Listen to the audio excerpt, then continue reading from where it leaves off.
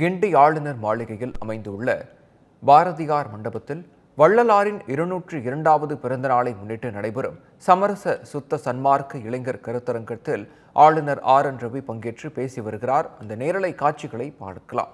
What was the prevailing situation? Why did Swami appear?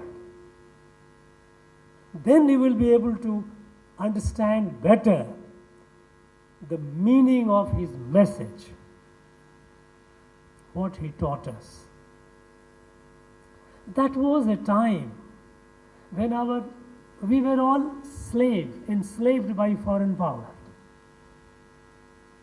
They were playing havoc with our life. All kinds of exploitations had begun.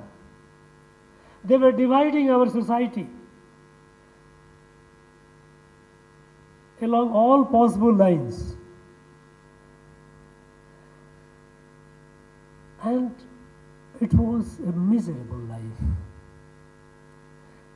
I would urge some of the young students and researchers, go to our archive, a state archive. You will find evidence of all those atrocities which the British were committing. I was shocked that 1839, 70,000 people of this place, it was Madras,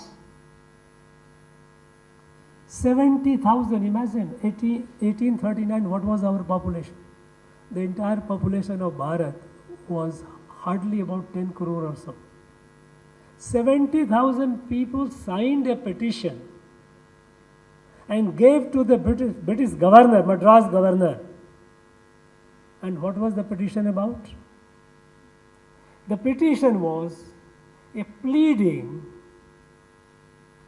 to the governor against a discriminatory policy which the British had adopted in admission to school. They had closed all our native schools and they had set up English schools, and they had made it a condition that for admission in the school, a child has to be baptized. To some of you, it might look as shocking. We have forgotten. We have forgotten the kind of, imagine to what extent society people must have suffered that 70,000 people at that point of time, they got together, signed a huge petition. Petition is only one page where the appeal is made that look, our forefathers for thousands of years have been following a tradition, a faith. Please don't force us or our children to change their faith. Allow them admission without change of faith. But the signature is voluminous.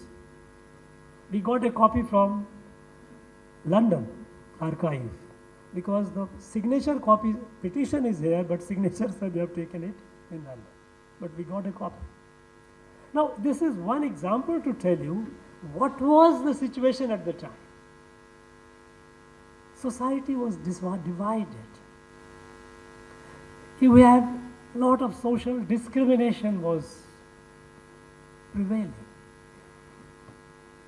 At that time, a society which had fallen sick through all kinds of atrocities from outside and distortions within, that divine had to appear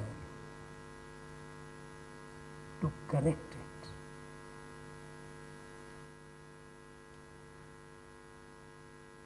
So I urge the students to study. I would like more research. I am not aware, at least I have not found, in any of our universities there is a Swami Vallalar chair. I am not aware. Correct me if any one of you know. We have too many chairs in our universities for doing research on political leaders. So many political leaders there are chairs in name of XYZ. But there is no study, there is no research, there is no chair on Swami Valala.